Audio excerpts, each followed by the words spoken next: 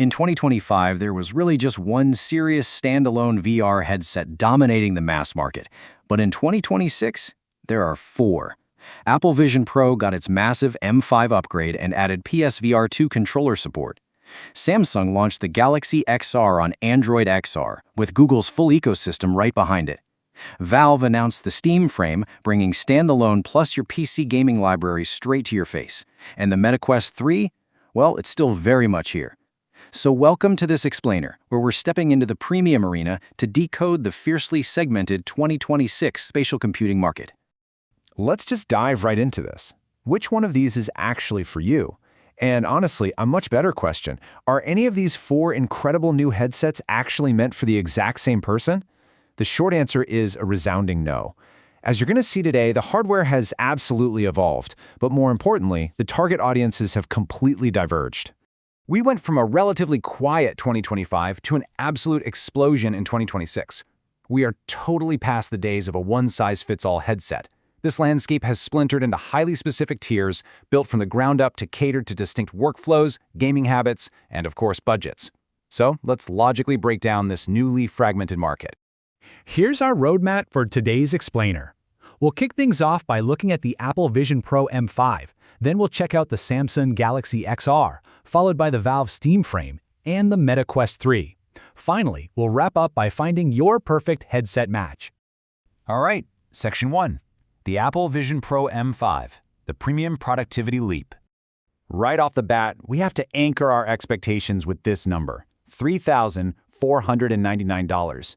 That premium price point remains completely unchanged from the previous generation. Apple is digging its heels in here, firmly positioning the Vision Pro not as a casual consumer gadget, but as the absolute ultimate luxury spatial computer. Now, the processing leap from the old M2 to the new M5 chip is frankly massive. It delivers significantly improved compute performance, bringing hardware-accelerated ray tracing to the table. Plus, the N5 vastly improves both pass-through latency and spatial audio fidelity. It's got a neural engine that makes AI workflows a whopping 50% faster. Oh, and gamers?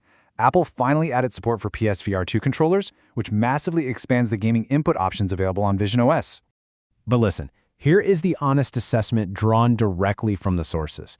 This M5 upgrade, it does not change the device's fundamental positioning. The Vision Pro remains a productivity and spatial computing device first and an entertainment device second. It's an absolute powerhouse for your workflows, sure, but at its core, this is still primarily an enterprise and premium enthusiast tool. Let's move on to Section 2, the Samsung Galaxy XR, the Android XR challenger. The absolute superpower of this headset is the ecosystem. It runs Android XR, which is Google's purpose-built operating system for mixed reality. Built in partnership with Google and Qualcomm, it's directly positioned against the Vision Pro in the productivity segment. Why? Because it brings the full Google app ecosystem into XR. You get native integration with Google Workspace, Maps, and YouTube. You can literally pull up your Google Docs as a floating spatial surface right in front of you. It essentially transforms the headset into an infinite dual 4K OLED Android tablet.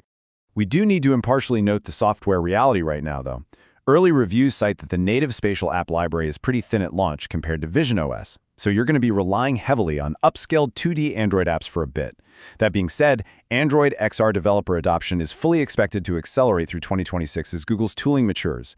So for professionals already in the Google ecosystem, it's an incredibly compelling option. Which brings us to Section 3, the Valve Steam Frame, the PC gamer's standalone. Okay, this is where the engineering gets super fascinating.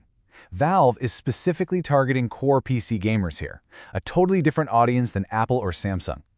The magic trick of the Steam Frame is FX translation. Basically, this brings x86 Steam library access directly to the headset, translating PC games in real time to run natively on the headset's ARM processor. Standalone PC gaming. And for your heavy-duty VR games, it includes Wi-Fi 6E foveated streaming for a seamless connection to your gaming rig. But we gotta be real for a second. While the hardware specs sound like a dream, performance on those demanding AAA titles via FX standalone mode remains largely unverified outside of controlled demos. So standalone performance on the absolute heaviest PC titles is definitely speculative until the final launch, but the potential is undeniably exciting. Moving on to Section 4, the Meta Quest 3, the reigning value champion. At a crisp $499, the Quest 3 provides the perfect anchor to compare against that crazy luxury tier we saw earlier. I mean, it's a fraction of the cost of the Vision Pro and the Galaxy XR. And honestly, this is why it still wins for most people. At this price point, absolutely no other 2026 headset matches the Quest 3's gaming-to-cost ratio. It boasts the largest native standalone VR game library by a massive margin, with over 10,000 apps on the platform. For casual to mid-core VR users, or people who mostly use their headset for gaming and getting a good fitness sweat in, not a single one of the three new devices displaces the sheer value of the Quest 3. Finally, Section 5, your perfect headset match, the 2026 buying decision. Now, what's really interesting when you look at this decision matrix is that the 2026 market isn't just a simple ladder where paying more automatically gets you a better version of the same thing. It's a deeply segmented map of personas. Need uncompromising premium productivity? You buy the Vision Pro. Want enterprise readiness and infinite Android apps? Go Galaxy XR. Are you a dedicated PC gamer wanting standalone Steam access? You look at the Steam Frame. And if you just want to jump into VR gaming without breaking the bank, the Quest 3 is still your undisputed king. Ultimately, your choice of headset dictates your ecosystem. Do you want the polished, high-fidelity but closed premium ecosystem of Apple's Spatial OS? Or do you want the expansive, open workspace of Samsung's Android XR? Maybe you belong in the deep, dedicated gaming libraries of Valve and Meta. The hardware is just the vessel, folks. The ecosystem is what you are truly buying into.